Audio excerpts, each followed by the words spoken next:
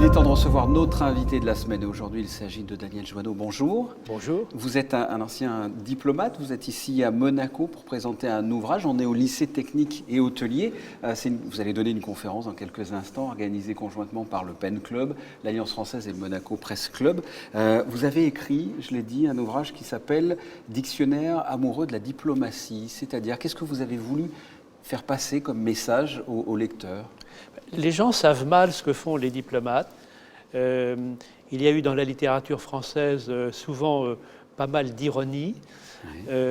Et puis souvent on a l'impression que les chefs d'État règlent leurs affaires tout seuls et qu'ils n'ont besoin de personne d'autre. Or, il y a un énorme travail préparatoire évidemment qui est fait par les diplomates. Donc j'ai voulu expliquer ce qu'était aujourd'hui le métier de diplomate. Ces différentes facettes, et puis rendre hommage aux grandes figures qui ont illustré la diplomatie à travers les siècles, et pas seulement les grands ministres français ou les grands ambassadeurs français. Vous avez voulu casser les idées reçues un peu sur les diplomates. À quoi sert un diplomate concrètement au XXIe siècle ? Il assure la continuité d'une relation entre deux États, il explique ce qui se passe, là où il est, à ses autorités, il communique beaucoup, il est beaucoup sur le terrain, il voit beaucoup de monde, il défend les intérêts de son pays, les intérêts économiques, scientifiques, il défend nos valeurs dans les organisations internationales, et tant qu'il y aura des États, ils auront vraiment besoin de diplomates. Il est écouté. Il était en tant que diplomate français. Oui, parce que vous avez été écouté, vous êtes dans un pays en crise.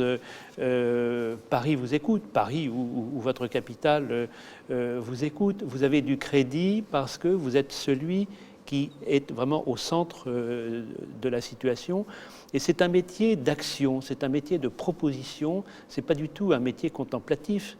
On passe son temps à pousser des projets, voir des entreprises, organiser des partenariats entre universités, appuyer les alliances françaises.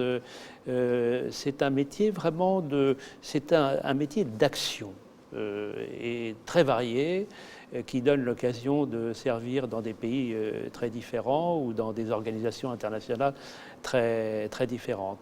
C'est un métier d'action, vous l'avez dit. Vous avez été ambassadeur notamment pour la France au Mozambique, au Liban, Canada, Pakistan. Il y a eu de l'action pendant... Tout le temps. Tout le temps. Oui. Et puis beaucoup de propositions aussi, parce qu'on vous écoute. On prend très au sérieux ce que vous proposez. Ensuite, on peut faire ce que vous proposez ou non. Mais j'ai beaucoup aimé cette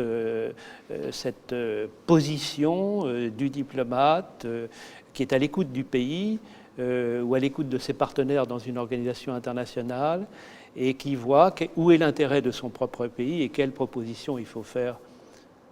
C'est un métier dangereux. Vous avez couru des risques dans certains pays, en Afghanistan, en Irak, aujourd'hui, c'est vraiment un métier dangereux. Et puis dans beaucoup d'autres pays, c'est un métier à risque. Quels sont les souvenirs, vous-même, que vous gardez en tant qu'ambassadeur, par exemple, dans les pays où vous étiez, je le répète, Mozambique, Liban, Canada, Pakistan, entre autres. Quels sont le souvenir, peut-être, qui vous restera de cette période-là ? C'est le souvenir d'avoir, de m'être trouvé dans des pays qui étaient en grande transition, en grand changement, dans des périodes où tout change. Et donc là, vous faites un peu un travail d'électricien, c'est-à-dire que vous rebranchez les fils avec les nouveaux responsables du pays, vous expliquez à Paris quelle est leur politique. Et donc, ce sont des contextes qui sont très intéressants pour un diplomate. Sinon, à Paris, le métier que j'ai adoré, c'est chef du protocole. On va en parler, en parler justement, parce que vous avez été chef du protocole de François Mitterrand et de Jacques Chirac. Oui.